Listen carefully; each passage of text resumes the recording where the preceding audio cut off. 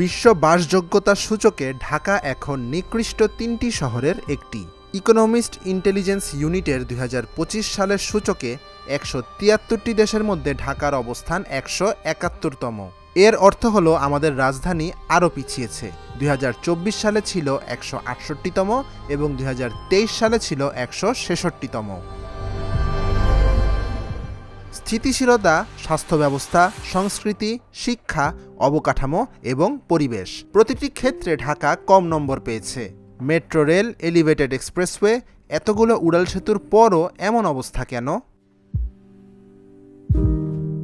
আসলে ঢাকায় নাগরিক সুবিধা বলতে কিছু নেই। জনঘনত্বের কারণে কোনো কিছুতেই কুলিয়ে উঠতে পারছে না। বাসযোগ্য শহরে গণপরিবহন অপরিহার্য। ঢাকার গণপরিবহনে কোনো শৃঙ্খলা নেই, একই সঙ্গে নেই কোনো সেবা।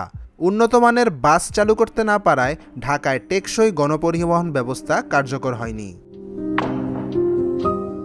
রাজধানীতে প্রতিদিন গড়ে ছোট ছোট ৮০০ গাড়ি নামছে। ঢাকা মহানগরীতে প্রতিদিন গড়ে ৪ কোটি যাত্রী যাতায়াত হয়, অথচ ভালো গণপরিবহন নেই তাদের জন্য। এই শহরে নেই ভালো রাস্তাও। গত এক দশকে ঢাকায় যানবাহন বেড়েছে ৩০০%, কিন্তু সড়ক নেটওয়ার্ক বাড়েনি। ঢাকায় অনেক উন্নয়ন প্রকল্প হয়েছে, কিন্তু এগুলোর বেশিরভাগই পরিকল্পিত ও টেকসইভাবে করা হয়নি। ঢাকার সবচেয়ে বড় সমস্যা অতিরিক্ত জনসংখ্যার চাপ।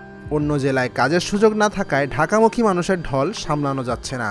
দেশের অন্যান্য নগরীতে বসবাস করা জনসংখ্যার প্রায় ৩২%ই রাজধানী ঢাকায় বাস করছে। ঢাকার সবুজায়ন কমে যাওয়ায় তাপমাত্রা প্রতিনিয়ত বাড়ছে। অধিক তাপমাত্রা এবং অল্প পরিমাণ বৃষ্টি পরিবেশের ক্ষতি করছে। আবার এই অল্প বৃষ্টিতেই তৈরি হয় বিশাল জলাবদ্ধতা। এছাড়াও ঢাকা বিখ্যাত তার বিকট শব্দ দূষণের জন্য। News desk, Dhaka journal.